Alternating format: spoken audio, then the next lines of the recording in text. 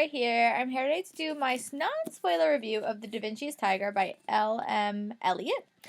This book was also the Owl Crate book for December, and their theme was like be inspired, and I really like this book. I gave it like 3.5 stars. It was a really strong book. This book basically is a historical fiction novel, and it takes place in Renaissance Italy, and it's inspired. It's inspired by a real story, and the lead relationship in this thing is about a girl named Ginevra de Bencia, and she winds up becoming a muse, which is like a platonic muse for a rich man named Bernardo Bembo. And she winds up getting painted and sculpted by Leonardo da Vinci and his master. And that's because Bernardo wants her to. So her and Bernardo, she basically becomes Bernardo's like muse throughout this whole entire story. And during this time, muses were supposed to be like symbolic of like a man's ability to like, basically have like a mistress on the side, and this girl literally just became that. But she really like changed the art society with Leonardo da Vinci. The fact that how she was painted and everything that happened that led to her being painted was earth-shattering and really changed the way the world looked at women and how they looked at art.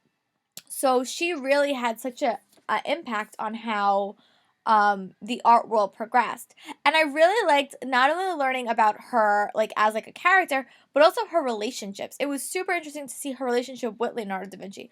Leonardo da Vinci was in this book, you learned so much about him. Like he, was bi, maybe gay, and that was so taboo in the society. She also was basically in a nunnery for most of her life. She went to school, and when she finally left the nunnery, she still had a very close relationship with the nunnery. She got married, basically a political marriage, to a man that didn't really love her, if at all. So that was super interesting. But she was a very strong-willed character. And I think the fact that she was so strong-willed in this time period was very unique and very different. She, her and Leonardo da Vinci really had a very special type of relationship. And I think because of that relationship, it really affected how she was painted in the relationship she had. I really liked it. It was very historically accurate, I think. And I learned so much about this time period from this book.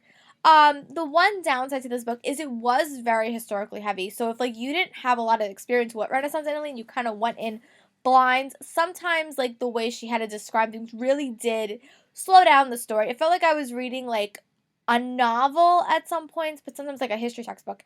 Most of the times it was okay, but there were some times where I just got a little bit lost in all like the details. So I think I maybe should have, there's an epilogue in the back about this.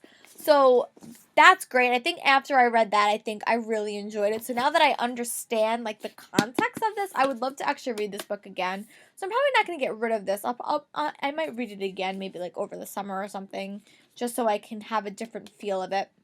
But I really enjoyed the book. I thought it was great. And Owl Crate, as always, I think I talk about this in every single video that I do, but I really like their subscription service. I think it opens your minds up to books that you wouldn't necessarily know, and the goodies you get just are so fun and so unique. So I think I love Owl Crate, and I'll probably continue getting a subscription box just because it's so much fun. And I mean, a box of books and goodies at my door every month. Who can say no? So I give this book like 3.5, 4 stars. It was a very strong book and a very quick read too. I really liked it. I love the characters. I love all the characters that you met, and I love learning a little bit more about the Renaissance art scene. So if you guys have read this, comment below. What are your thoughts? What did you guys think? I'm gonna check to see if she's any more books out because I really like her as an author. But I hope you guys are having a great day. I'll talk to you guys later.